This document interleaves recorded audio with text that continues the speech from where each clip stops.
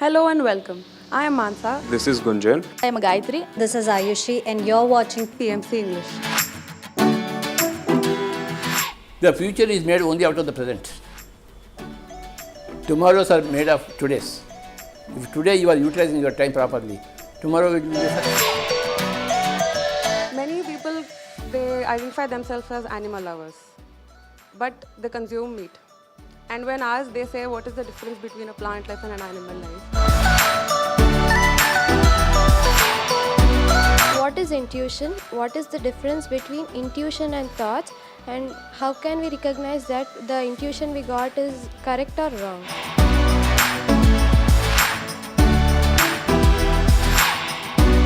So, my question is, how do we overcome our fears?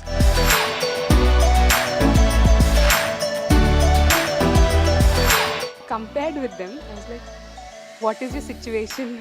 Come on, change. You have to change a lot.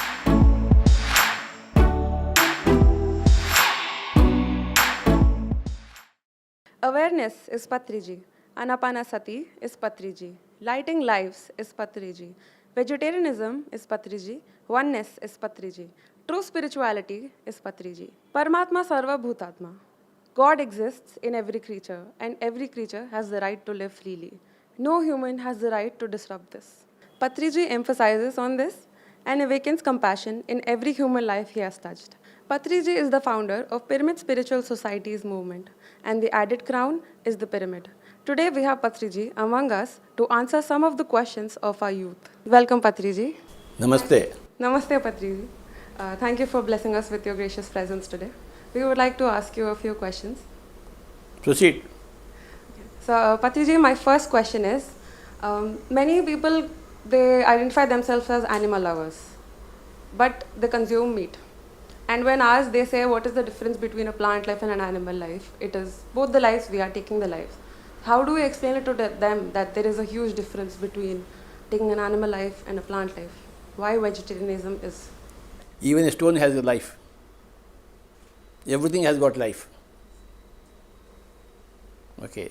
But there are different stages, different levels of life. You cannot murder human beings. That everybody knows. But the next step you have to understand, you can't murder any animals. Okay. Plants are the natural food for all the animals. And minerals are the natural food for all the plants. The plants take minerals. The animals take plants. And we are also an animal taking plant. We are herbivorous animals. We are not carnivorous animals. We don't have the canine teeth. We don't have the biological structure to eat meat. That's why we should never eat meat, because we are not biologically designed for that. Some animals are biologically designed to eat meat. This human body is not biologically designed to eat meat. We are biologically designed only to eat plant food. Whatever is biology, we have to agree with it. Go with it. Yes. Hi Patriji, myself Soumya Sri. I am from Hyderabad. I am studying degrees first year. So today my question is, what is intuition? What is the difference between intuition and thoughts? And how can we recognize that the intuition we got is correct or wrong? Intuition is the birthright of every person. Every person has intuitions. They are called as gut feelings. Something tells you it is right. Something tells you it is wrong. That something is called intuition. Okay. My intuition tells me that killing animals is wrong. My intuition tells me that nobody in the whole humanity should eat meat. So I work for that. How do I know what I am speaking? I don't know, but my intuition speaks. My intuition tells me what I should do, what I should not do. Everybody has got intuition. They don't follow intuition. They can't recognize intuition because they are not meditators. Once you are a meditator, you will recognize your intuition. That's why we want meditation everywhere. Meditation makes the restless mind restful. When the restless mind becomes restful mind, then the intuitions are heard very beautifully. In the absence of meditation, Your intuitions are not heard by you. And everybody has got intuitions. Everybody is a soul. A soul is always has intuitions. A soul speaks in intuitions. We are all souls. But we are all worried about our thoughts because of the mind, because of no meditation. When you have meditation, when you have disciplined yourself with meditation, then you don't have any stray thoughts and you can listen to your intuition very beautifully. And everybody's intuition gives them the right direction. Your intuition gives you your right direction, my intuition gives me my right direction. Your intuition says you go to the north, my intuition says I go to the south. For me, going south is important, correct. For you, going north is important. Everybody is different, but intuitions are the same. They come from inside to tell you what to do, what not to do. Today, my second question is, how can we recognize that the intuition we got is correct or wrong? To listen to those intuitions, everybody should become a master of meditation. Then they don't have to depend upon others' guidance. You depend upon your own guidance. You become self-sufficient. You become independent of others. Otherwise, you keep on asking others what to do, what not to do. With intuition, you don't have to ask anybody. You know it yourself. And how do you come to your intuitions? You come to your intuitions through your meditation. Meditation is a must for everybody. For youngsters like you, for old people, for educated people, for people who don't have education, for everybody intuition is there.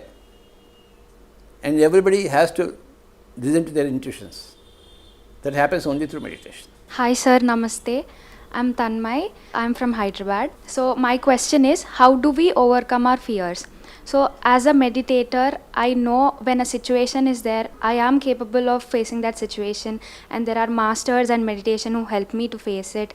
I know I can be fearless, but somewhere in me there is a little confusion, little fear. Give me an example of your fear. So sir, I will take this live example. So I know sir, I am capable of asking questions to you, but I'm a little tensed now also. I know I can do it, but I am little confused, I'm little scared, there is little heartbeat going in me. So how can I reduce it, or how can I overcome it? Why am I doing like that when I know I'm capable of doing it? Fear is a natural feeling for everybody. When you are doing it for the first time. When the first time you are learning swimming, you are fearful because you may drown. You don't know swimming, but you are there to learn swimming. So first time when you are jumping into the waters, there is fear. So similarly, whenever you are doing anything for the first time, there is some fear. But as you practice, as you go ahead, you lose fears. First time when you are driving, when you went on the main road, you are very, very fearful. We don't know what is accelerator, what is brake. Instead of brake, we press the accelerator. Instead of accelerator, we press the brake. When the first time you are going onto the road, it is fearful. But there are so many masters who keep on driving, singing and driving. It is normal. Fear is normal. Overcoming the fear is also normal. And in your next interview, you will overcome all your fears. Yes, sir, sure. It takes time. It takes practice. In the beginning, everybody has got fears. When I first joined my company, I was supposed to go and talk to the farmers in 1975. So I went to a village, there was a huge group of farmers. My boss gave me the mic to me. Nothing came to me. So in front of all the villagers, they gave me the mic to speak on fertilizers. Nothing came to me. But afterwards you become perfect. It is normal for everybody. Fears are normal, overcoming fears is normal. There is nothing abnormal about it.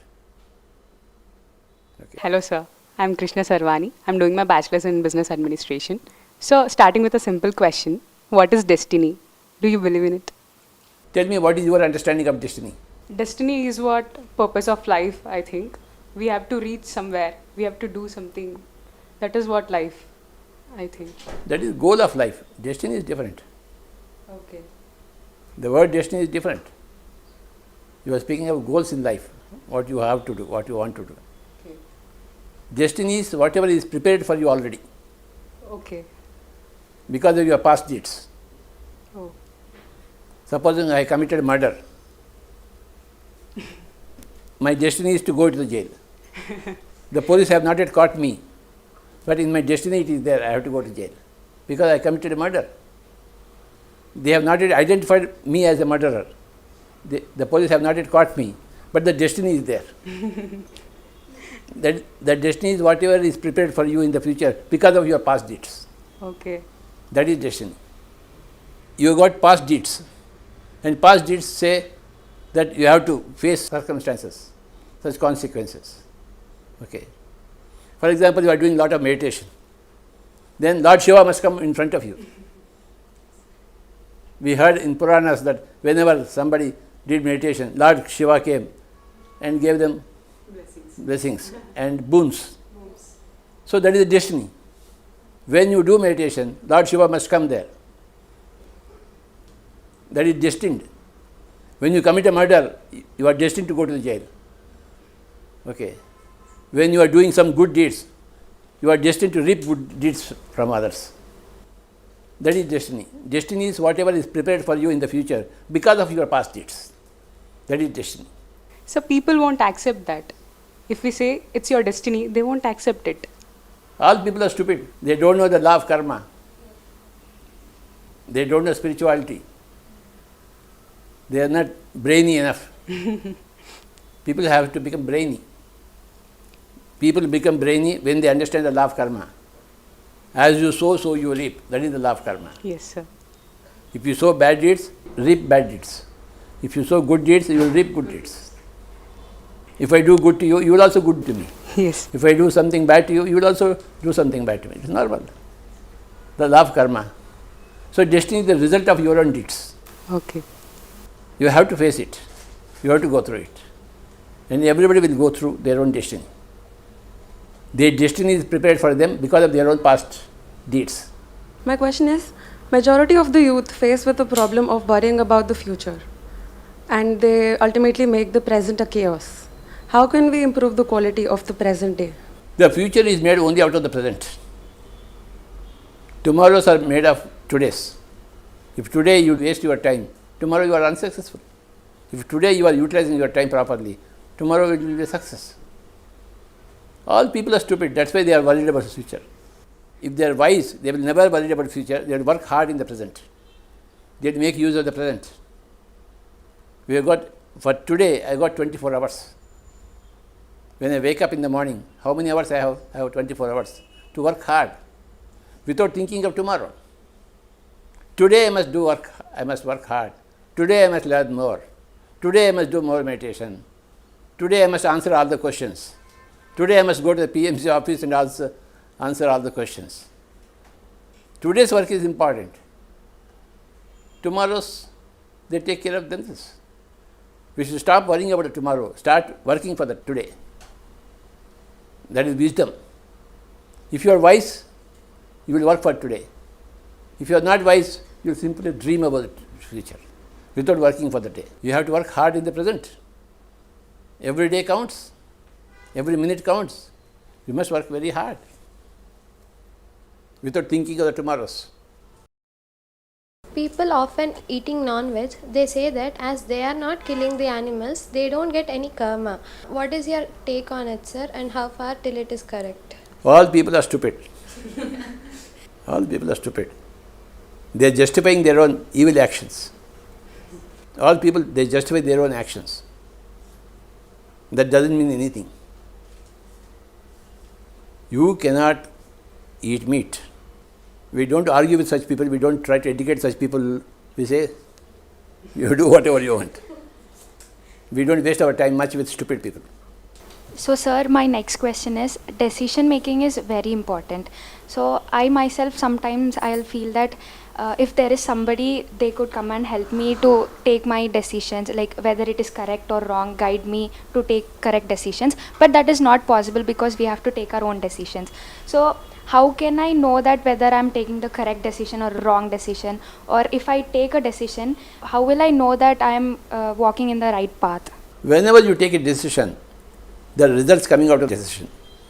I have taken a decision to drink alcohol. I have decided to drink alcohol. So what is the result of drinking alcohol? Damage of health. Tomorrow the whole day I am sleepy. I can't do any work. So the result of my decision I am facing. So because of such experience, you change your decisions. Next time somebody is offering an alcohol, say, no, I don't want Baba. Yes, because we experience. We have experience. Everything is trial and error. You decide some way, some fashion, you reap the results, then you change the decision the next time. We got infinite time. We have to change all the decisions, all the wrong decisions into right decision. It takes time. But experience makes you take right decisions always. Everybody's life, experience guides them from wrong decisions to right decisions. Your friends will say, बाद में पढ़ेंगे यार, अब तो खेलेंगे. No. When you have to study, you have to study. When you have to play, you can play. So, experience teaches you how to flow with the right decisions and how to move away from the wrong decisions. Everybody has got experience as guide. In due course, everybody will come to right decisions. Every thief, every murderer will come to right decisions. Because experience teaches them. Experience guides them. When you have a lot of meat, you got all the cancers in the body, and the doctors tell your cancers are there because you have taken all wrong food. So they'll stop eating wrong food. They don't want a cancer. Who wants a cancer? Nobody. When you are driving on the roads, you are speeding 150 kilometers, police will come and catch you. Next time when you are driving, say, oh, don't cross 100. So you are in the limits, because once or twice you have already been caught by the police. You paid the fines. So third time, you don't cross the 100. Why you are not crossing the 100? Because experience has taught. Already twice you have been to the police. You don't want to go to the third time to the police and pay another 1,000 rupees fine. So you control your speed. You drive within 100 km. So experience teaches you. In the beginning, first time, 150 you drive until the police van comes behind you. Stop. After a couple of times, experience teaches you, don't cross 100. So in life, experience teaches. Life teaches everybody what to do, what not to do, what is right, what is wrong. Life teaches you. So, what is spiritual parenting? Spiritual parenting. When the parents are spiritual, whatever they do is called as spiritual parenting. Are your parents spiritual? Yes, sir. Tell about your parents. My dad is doing meditation from my childhood, and I'm very much influenced by him because I've never done meditation. I've just done meditation because of my dad. He used to say, whatever you say, that is mantra. Your thought has power. That is the one thing I believed, sir. I started doing meditation, but for the sake of my dad or my mom. Every year I used to come to Kartal, but just for fun, just to see you, just to listen to your speeches. Seeing me is fun. I feel that happiness, sir. I don't know where do it come from. But when I see you, I feel like my whole world is here. So every time I come for Patriji to Kartal. But 2 years back, I met Paima, Pyramid Youth for Meditation and Ahimsa. I saw people like me. They were really smart working. They were really intelligent and their thoughts are very good, sir. When I compared with them, I was like, what is your situation? Come on, change. You have to change a lot. I told to my dad, Dad, this is the point. I'm going to change. He's very happy. So I'm doing meditation every day. I'm feeling that bliss. That is what I've learned from my dad. So this is spiritual parenting. Whatever parenting done by your own parents, because they are spiritual, this parenting is called spiritual parenting. Not all parents are spiritual. Yes, Not sir. all people like you are lucky as you, because you got special parents. Yes, sir. I know your father, he is a very great master. Yes, sir. You are very lucky to have a father like him. Yes, sir. Yeah. Thank you, sir. Is there a connection between dreams and reality? There is a connection between dream and reality, and there is a connection between reality and dream. There is a connection between you and me. There is a connection between me and you. I affect you and you affect me. We all affect each other. When you are in a traffic, you are not the only fellow driving the car. Other people are also there. Are they affecting you or not? If they are slowing, the front fellow who is slowing, then you have to slow. You are affected by that fellow, isn't it? If a police fellow is there, you have to slow down. Okay. So everybody affects everybody else. Similarly, dreams affect realities, and realities affect dreams. You have to dream a lot. Dream is using your imagination. Reality is facing the truth. You have to use your imagination to change the truth. You have to dream a lot. You dream about a very good husband, isn't it? No? What do you dream about? You tell me. Daily life, just it has to be content, no tensions, things like that. Whatever you dream about comes about in your realities. Your realities are created by your dreams. It is my dream there should be a Pyramid Meditation channel. Now I am in the Pyramid Meditation channel studio talking to you. This is the reality. Once it was my dream. Now it is my reality. Isn't it? Yes. This Pyramid Meditation channel was a dream in me, that I should have a channel. But this is reality now. This reality has come out because of my dreams. Right? Yes. I am traveling all over the world. When I was working in my company, I was dreaming of traveling all over the world and teaching everybody. Now I am traveling all over the world and teaching everybody. This is my reality now. How my reality has been created? Through my own dreams. I never dreamt of becoming a Birla or Tata, moneyed man. So I don't have any money in my pocket. Because I never dreamt of money in my pocket. So I don't have any money in my pocket. But I have dreamt of traveling in the whole world, teaching the whole world. And I have achieved that because of my dreams. Everybody's dreams are always fulfilled. They become realities. Today's dream is tomorrow's reality. Yesterday's dream was today's reality. Tomorrow's dream will be day after tomorrow's reality. But dreams turn into realities for everybody. Dreams are very important. Your question is very good. Thank you very much. Thank you for watching this episode. Do like, share, and subscribe, and hit the bell icon for continuous updates.